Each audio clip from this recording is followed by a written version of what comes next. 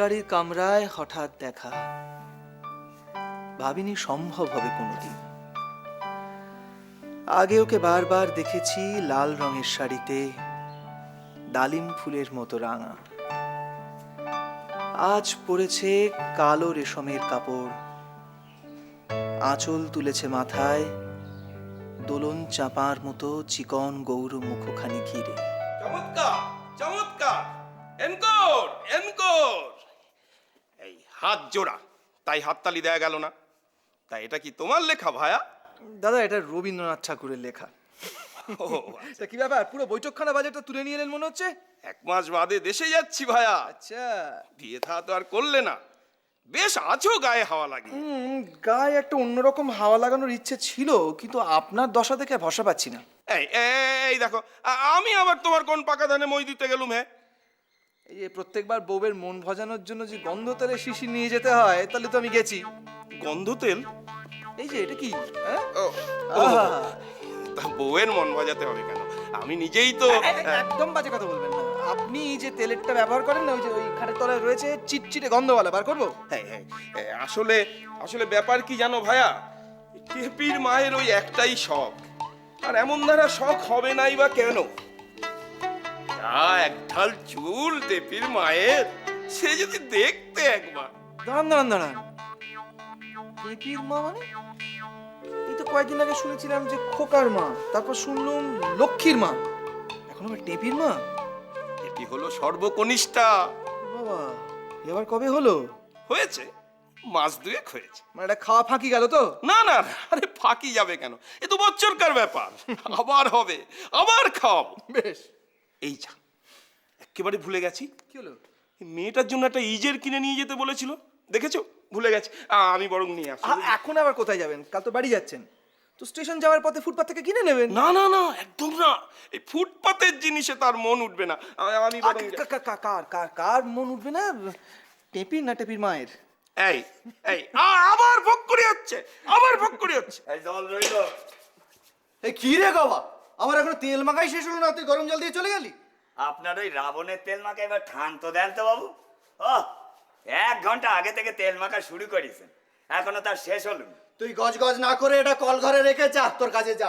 কলগজ জোড়া আছে, ওখানে রাখা যাবে না, এই এখানে রেখে গেল। বাবা গবা, আবার কি হলো? এই তো বাবা গবা, একটু শুনে যাও বাছাদন। এখন শোনার সময় নেই, আমার ব্যস্তর কাজ পড়ি রয়েছে, ওই ঘরে ঘরে জল খাবার দিতে হবে। এই এই হচ্ছে তোর মুশকিল, না শুনেই পটাং করে একটা কথা বলে ফেলিস। শোন, আজ অফিস থেকে ফিরে সোজা দেশে চলে যা। সে তো আপনি প্রত্যেক মাসেই যান। এবারের যাওয়া আর আগের যাওয়ার মধ্যে অনেক তফাৎ আছে বাবা। অত কথায় কাজ নেই বাবু, পয়সা দেন আর শর্ট করে বলি ফেলেন কি আনতে হবে, আমি এনে দিচ্ছি। আরে বাবা, 1 সপ্তাহ তো আর জ্বালাবো না তোকে। কেন, আপনি কি 1 সপ্তাহের জন্য দেশে যাচ্ছেন নাকি? গোপন কথাটা তোকেই বলি, মেরা পোশাকের 10 তারিখে ছোট ছেলেটার মুখে ভাত। সেই কাজ মিটিয়ে সামনের রোববারের পরের রোববার মেসে ফিরে আসবে। ও তাই বলেন? তা বাবু, আমার কি ওই মুখে ভাতে খাওয়াটা মাঠে মারা যাবে?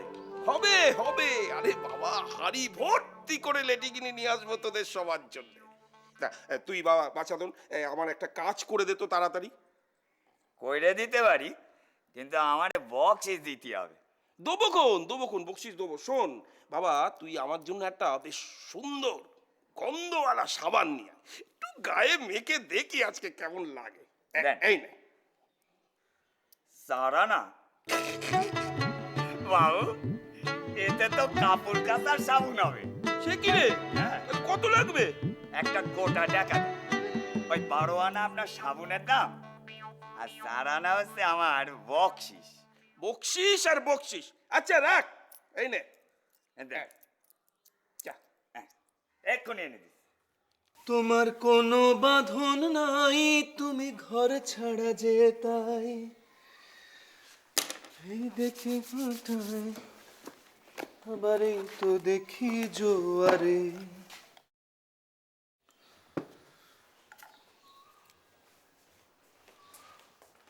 বলো কোথায় তুমি? কি ব্যাপার অক্ষয় বাবু, হ্যাঁ, বলি ব্যাপারখানা কি আজ একটু বেশি মাঞ্জা দেওয়া হচ্ছে মনে হচ্ছে।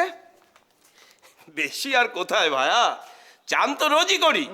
রোজ করেন কিন্তু সেটা তো ওই কাপড় কাচা সাবান দিয়ে গা ঘষেন, তো সোডার ঝাঁঝ ছাড়া আর কিছু পাওয়া যায় না। তাই বুঝি? তা আজকে ঝাঁঝের বদলে কি পাচ্ছ ভায়া? ওরে বাবা, আজ তো মনে হচ্ছে পুরো গোলাপের বাগানখানা পিঠে করে নিয়ে ঘরে ঢুকলেন। বাবা, তাহলে গোবিন্দ সাবানটা ঠিকই এনেছে বলো? তা এনেছে, কিন্তু ব্যাপারটা কি, শালি টালি আসছে নাকি? দূর, ওই সুখ কি আমার কপালে ভগবান লিখেছেন?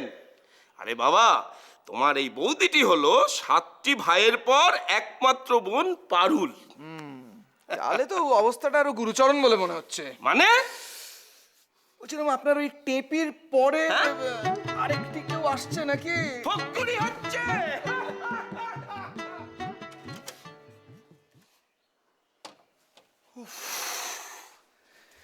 আসেনি এখনো? বেঁচে গেছি। সারা রাস্তা না একদম রাম নাম জপ করতে করতে আসছিলাম। রাম নামে মাহাত্ম্য আছে। মনে হয় জ্বর হয়েছে ওনার। খুব ভালো, খুব সুখবর। বস যতদিন না আসে ততদিন পর্যন্ত এটা খুব ভালো খবর। উনি কিন্তু তোমার এই রোজ রোজ দেরি করে আসা নিয়ে খুব গজগজ করছিলেন কাল। কি করব, গতকাল ওই ট্রামের তার ছেড়ে গেল, হাঁটতে হাঁটতে বাকিটা পথ আসতে হলো। আজকে আবার আসার সময় দেখলাম সবাই মিলে একটা পকেট মারকে ধরে ঠ্যাঙাচ্ছে, তাকে ছাড়াতে হলো। ছাড়ালে কেন? ছাড়বো না, রোগা পটকা ছেলে, সবাই মিলে মারধর করে যদি হাতে সুখ করে, ও বাঁচবে? বাহ, সে নিশ্চয়ই পকেট মেরেছিল, তাহলে ওকে মারবে না? আচ্ছা শোনো, তোমার চারপাশে কত শত পকেট মার পকেট মেরে বুক ফুলিয়ে ঘুরে বেড়াচ্ছে, তাদের টিকিটাও ছুতে পারছো? হ্যাঁ কেন, গত শনিবার আমরা ওই হোটেলটায় গিয়ে দুটো অখাদ্য কাটলেট খেলাম, 3 টাকা গচ্চা দিলাম, কি করতে পারলাম? তো তুমি গিয়ে পকেট মারকে ছেড়ে দিতে বললে, আর অমনি ছেড়ে দিল? এমনিতেই কি আর ছাড়ে? আমাকে তো প্রথমে সন্দেহ করতে লাগলো, মারতে এসেছিল, বলে এ বেটা নিশ্চয়ই পকেট মারতে পান্ডা, একই দলের লোক। সেরেছে। ভাগ্যিস আমার পকেটে একটা ব্যাংকের টোকেন ছিল, বুঝলে তো, চকচক করছে, সেটা দেখিয়ে বললাম দেখুন এই পুলিশের লোক, পুলিশের কাজে বাধা দেবেন না, কেটে পড়ুন, ব্যাস সব সরে পড়লো। তা টোকেনটা কেউ দেখতে চাইলো না? আরে ধুর, ব্যাংকের টোকেন চকচক করছে, বুঝলে না, পেতলের। স্মার্টলি কথাগুলো বললাম, ব্যাস কনভিন্সড হয়ে গেল। তারপর ওই ব্যাকের পকেট মারকে ধরে অফিসের কাছাকাছি এসে বললাম, যা পালা, এই গলিটা দিয়ে পালা। বেঁচে গেল ছেলেটা। কিরকম লাগলো গপ্পটা? গল্প মানে তুমি এই ব্যাপারটা পুরো বানিয়ে বানিয়ে বললে? হ্যাঁ, আবার কি, দেরি হয়ে গিয়েছিল, ভাবছিলাম মনমতো বাবুকে কি বলবো, গপ্পটা ঠিক করে রেখেছিলাম মনে মনে, উনি নেই, তোমার উপর টেস্ট করলাম। না না না, তোমার এই গল্পটায় ফাঁক আছে ভাই। ওই টোকেন দেখিয়ে লোককে ভাগিয়ে দেওয়ার ব্যাপারটা ঠিক বিশ্বাসযোগ্য মনে হয়নি। রাইট রাইট, মালিক হলে ঠিক ধরে ফেলতো। একদম। কিন্তু আরো একটা ফাঁক আছে জানো, যে টোকেনের ব্যাপারটা যে বললাম, টোকেনটা আসবে কি করে, 10 টাকা তো ব্যাংক কি করলে না। তা তোমারই ভাই বা এত রোজ রোজ গল্প বানিয়ে বলার কি দরকার আছে? তুমি একটু তাড়াতাড়ি বেরোতে পারো না? চেষ্টা করি, পারি না। আসলে কি হয় জানো যতীন, সকালবেলাটা না ভালোই লাগে, মেসে সব বন্ধু বান্ধবরা রয়েছে, তাদের সঙ্গে ঠাট্টা করি, তামাশা করি। তা ভাত খাওয়ার পর পথে নামতেই না কিরকম একটা আলিস্যি হয়, হ্যাঁ ভাল লাগে না, এই চাকরিটাই ভাল লাগছে না আসলে। আরে ভাই, চাকরি করতে আর কারই বা ভালো লাগে বলো না? ওই কথাতেই তো আছে, দিনগত পাপক্ষয়। আমি একটু পাল্টে নিয়েছি, পাপগত দিনক্ষয়। বাবা, কোথায় গেলি? আরে তাড়াতাড়ি আয়, একবার বাঁচা দোন। আপনি অফিস থেকে কখন এলেন বাবু? এই একটু আগে এসেছি, তো ঘুমে ঢুলুঢুলু একেবারে। এই শোন, হ্যাঁ, বলেন। এই ভালো করে জামা কাপড় দেখে রাখ, ধর এইসব জামা কাপড়, বিছানার চাদর সব ধোপা এলে ধোপাকে দিয়ে দিবি মনে করে, বুঝেছিস? এগুলো তো ঘরেই রেখে যেতে পারতেন। আরে না না না, আর ধোপা আসবে সেই সোমবার। আসুক গে, তুই ঘরে রাখলে তোর মনে থাকবে না, রাখ। তা পূর্ণেন্দু বাবুরে বলি যেতে পারতেন। পূর্ণেন্দু, তাহলেই হয়েছে। আরে বাবা, সে আছে তার নিজের তাল। শোন, যে ছেলে বিয়ে করতে ভয় পায় সেটি হচ্ছে একটি মাকাল ফল, হোমেও লাগবে না, যজ্ঞেও লাগবে, বুঝেছিস? তো বাবা গবা, তোকে একটা জিনিস দেখিয়ে দিয়ে যাচ্ছি, ভালো করে দেখে রাখ। পূর্ণেন্দু এলে ভালো করে বুঝিয়ে বলবি, বুঝেছিস? হ্যাঁ বলেন। আরে শুধু বললে হবে না, ভালো করে বুঝিয়ে দিতে হবে। উফ, বাবা তুই তো এখনো ঘুমে ঢুলছিস। শোন, যা বললাম সেটা কি কানে গেছে? হ্যাঁ ঠিক আছে, 5টা টাকা দেন। আবার কিসের টাকা? দিলাম তো বকশিস। বকশিস নয়, ওই মুখে ভাতের মিষ্টির টাকা। ও, যা যা বাবা, ভালো করে চোখে মুখে জল দিয়ে আয় তো। সকালবেলা অফিস যাবার আগে কি বললাম, রোববার যখন আসবো তখন হাঁড়ি ভর্তি করে মিষ্টি নিয়ে আসবো তোদের সবার জন্য। হবে নি, বাবুরা বলেছেন আগাম টাকা দিয়ে যেতেই হবে। ওই আপনার ছেলে মুখে ভাতের দিন আপনার ছেলের নাম করি বাবুরা সব এখানে মিষ্টি মুখ করবেন। এখন তো দেখছি তোমার এই টাকা আদায়ের জন্য সব ঘুম ছুটে গেল। পূর্ণেন্দু দাদাবাবু কি বলিছে জানেন? কি বলেছে? পূর্ণেন্দু দাদাবাবু বলেছে ওই 5 টাকা কম হলে হবে নি। পূর্ণেন্দু এটা ওই হচ্ছে যত নষ্টের গোড়া। দাঁড়াও, ওর হচ্ছে, দেখাচ্ছি মজা বেটাকে। বাবু টাকাটা দেন, ওদিকে আপনার ট্রেনে দেরি হয়ে যাচ্ছে কিন্তু। আচ্ছা গবা, মুখে ভাতের কথা তো আমি তোকে বল, তাহলে বাকিগুলো জানলো কোত্থেকে?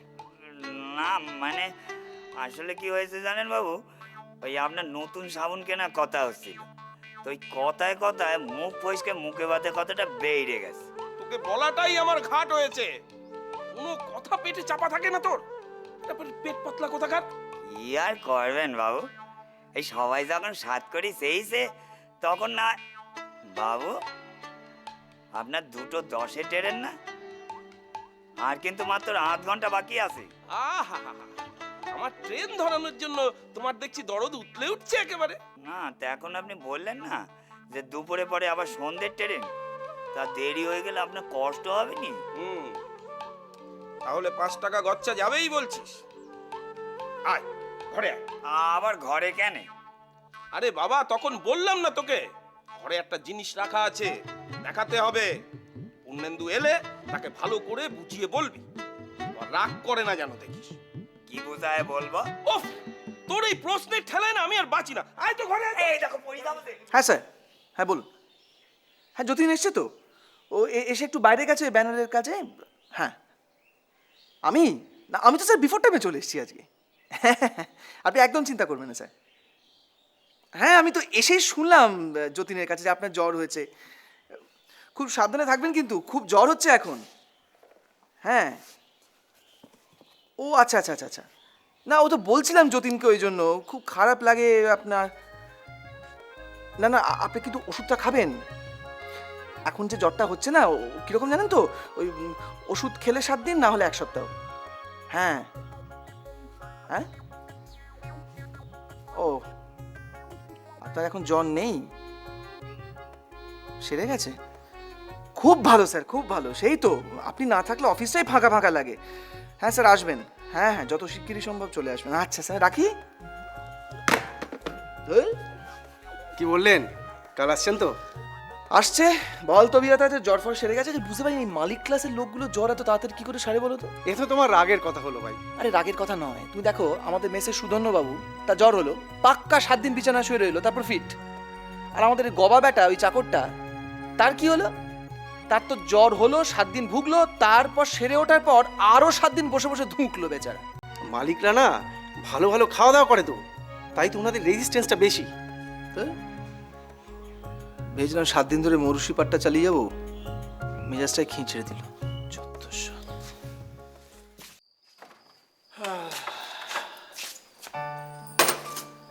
সেই কথা ভালো, তুমি চলে এসো একা, বাতাসে তোমার আভাস যেন গো থাকে, স্তব্ধ প্রহরে দুজনে বিজনে দেখা,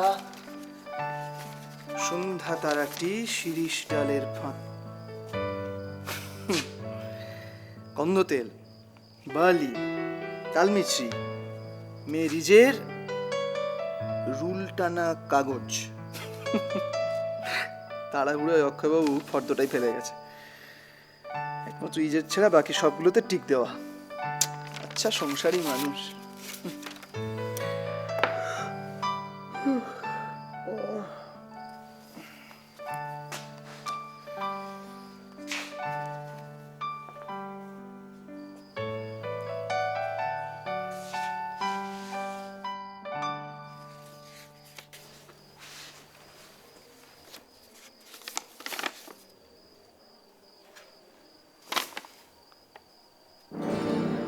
আরতি, তোমার সঙ্গে কথা আছে, চিঠি পেয়ে চলে এসো।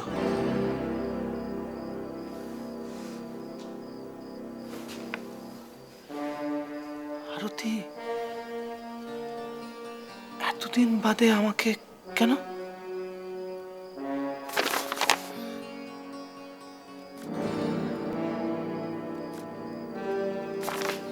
খাম কোথায়?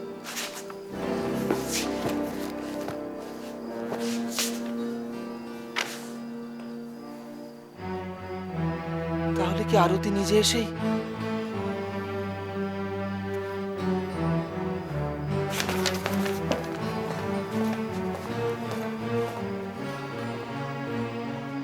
বাবা, এই বাবা, আগে যাই বাবু। কোথায় গে? এদিকে আয়। আমারে ডাকতেছেন বাবু? হ্যাঁ, এই চিঠিটা কি কোনো দিদিমণি দিয়ে গেছে আমাকে? দিদিমণি? আগে না তো বাবু। তাহলে তাহলে অন্য কেউ এসে দিয়ে গেছে আমার আমার না না, এইসব কিছু নয়। আসলে সিটিটা এসে ডাকে, তা পিয়ন বেটা ভুল করে ওই জলের উপর খামটারে ফেলে দিয়ে গেছিল। অক্ষয় বাবু কুইরে পেয়েছেন। আচ্ছা, আম্মু পিয়ন তো কথা নেই বার্তা নেই, দুম করে চিঠিটা জলের মধ্যে ফেলে দিল। আগে বাবু জানে না, আমিও না তখন একটু কেমন ঘুমিয়ে পড়েছিল। হুম। আচ্ছা, একটা কথা আমাকে বলতো, খামটার কি হলো? মানে এই চিঠিটা খামের ভেতর থেকে বেরোলো কি করে? আমি এসব কিছু জানি না বাবু, ওই অক্ষয় বাবু সব জানেন। আমারে বললেন ভিজে গিয়ে নাকি খামটা খুলে গেছে। ভিজে গিয়ে খামটা খুলে গেছে? একদম বাজে কথা। অক্ষয়বাবু নিশ্চয়ই এই চিঠিটা পড়ার চেষ্টা করেছিলেন খাম থেকে খুলে। জল দিয়ে খোলার চেষ্টা করেছিল, প্রথমে পারিনি, ছিঁড়ে গেছে খামটা, তারপর খামটা ফেলে দিয়েছে। সত্যি করে বল, তাই কি না? এই আপনার গাছে বলতেছি বাবু, আমি এসবে বিন্দু বিশেষজ্ঞ কিচ্ছু জানি না। ওই অক্ষয়বাবু যাবার সময় আমার ঘরে ডেকে এনে বলে গেলেন যে আপনার নামে একটা চিঠি এসে, তা খামটা ভিজে গিয়েছে তাই। ভিজে গিয়েছে তাই? লোকটাকে যদি হাতের কাছে পেতাম না।